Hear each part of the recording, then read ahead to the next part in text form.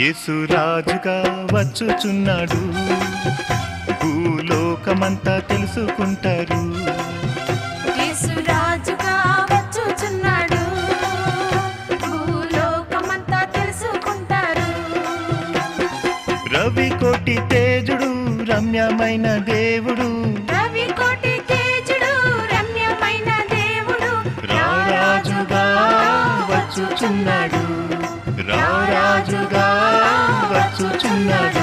యేసు రాజుగా వచ్చుచున్నాడు, భూలోకమంతా తెలుసుకుంటారు.